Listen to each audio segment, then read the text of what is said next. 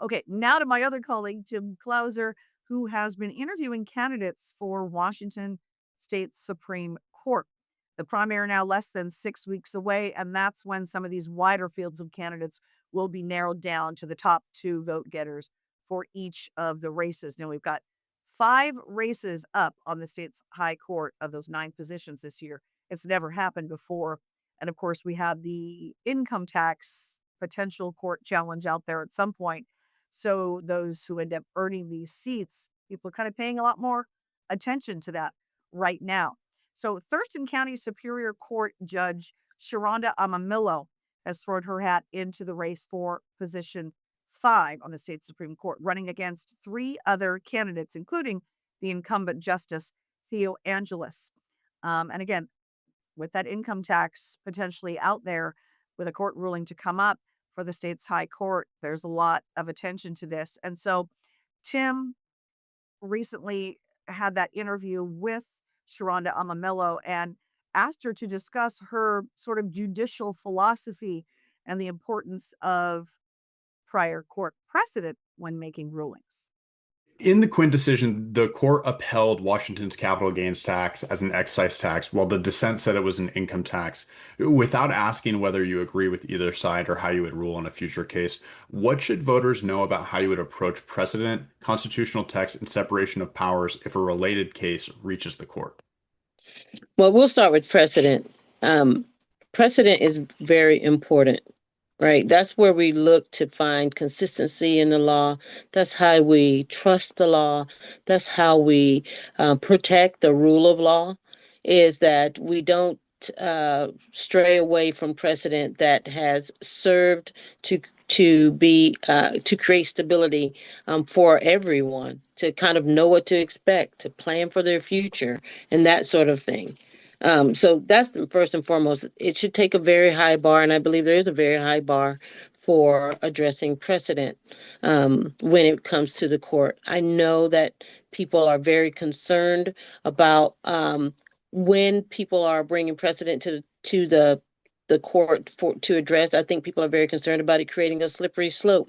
And that is a very valid point. And I think every time precedent is raised, as we've seen a lot of it recently in the United States Supreme Court, it creates a lot of anxiety, a lot of anxiousness, right?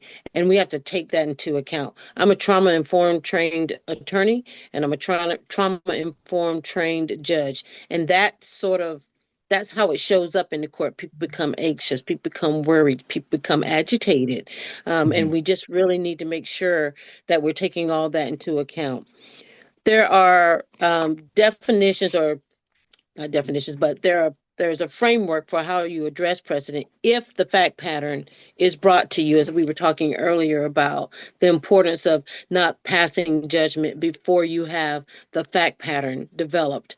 The Supreme Court doesn't have a fact pattern developed at this moment about how the millionaire's tax is going to either be promoted or objected to. They don't know yet, because there's not a body of law that's been developed at the trial court level, which still has to happen.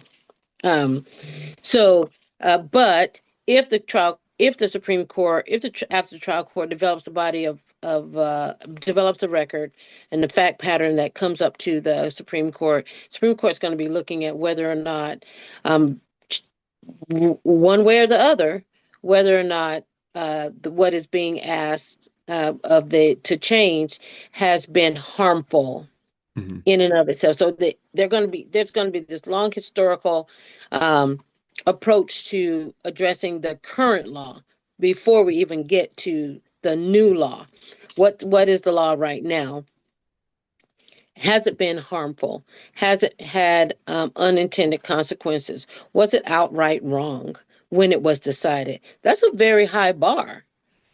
That is a very high bar, and I take that very seriously when you're asking me to do something so monumental, because it's never in a vacuum, right? There's always ancillary collateral consequences.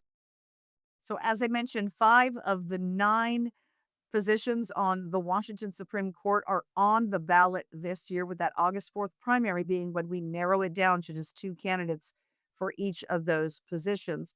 Two of those races are special elections following the resignations of Justice Mary Yu and Justice Barbara Madsen in April of this year.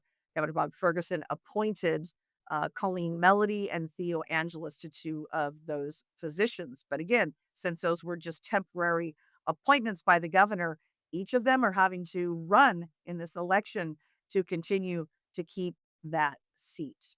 So we're going to continue to follow this.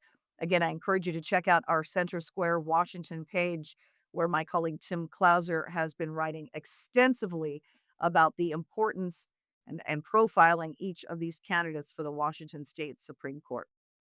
So that's it for today's episode of Washington in Focus Daily for this Wednesday, June 24th.